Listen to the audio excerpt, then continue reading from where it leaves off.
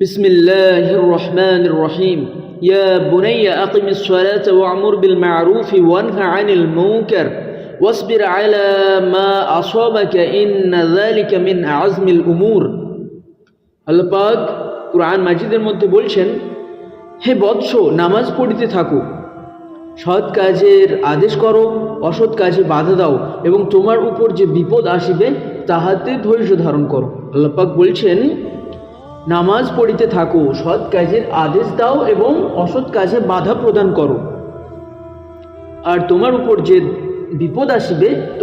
বিপদ আসিবে তাহাতে ধৈর্য ধারণ করো। আল কোরআন। এই আয়াতে কয়েকটি গুরুত্বপূর্ণ বিষয়ের প্রতি আলোকপাত করা হইয়াছে। প্রকৃতপক্ষে এইগুলি যাবতীয় কামিয়াবির চাবিকাঠি, কিন্তু আমরা ওইগুলিকেই উপেক্ষা করিয়া চলিয়াছি। আমাদের মধ্যে কজন আছে যে কমসে কম 5 ওয়াক্ত নামাজ সময় মতো আদায় করছে? আমাদের মধ্যে যে কামিয়াবির চাবিকাঠি দিয়েছেন আল্লাহ পাক, আমাদের যে কাজকে কামিয়াবির চাবিকাঠি বানিয়েছেন, সেই কাজকেই আমরা ছাড়িয়া দিয়েছি, তাই না? কিন্তু আমরা ওইগুলিকেই উপেক্ষা করিয়া চলিয়াছি। সৎ কাজের আদেশ তো প্রায় সকলে ছাড়িয়াই দিয়াছে। ইমানের পর সর্বাধিক গুরুত্বপূর্ণ ইবাদত হইল নামাজ। এই নামাজের প্রতি আমাদের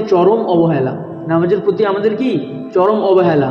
যাহারা বেনামাজি তাদের কথা বাদ দিয়ে স্বয়ং নামাজিদের অবস্থা এই যে নামাজের প্রতি আমাদের সঠিক মনোযোগ নেই। বিশেষত একামতে সলাতের দ্বারা যে জামাতের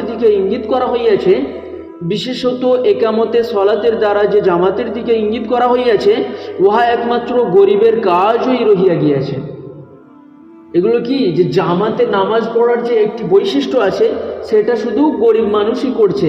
গরিব মানুষরা এসে মসজিদে নামাজ পড়ছে। মহতরম বুজুর্গ দোস্ত, ধনী এবং সম্মানী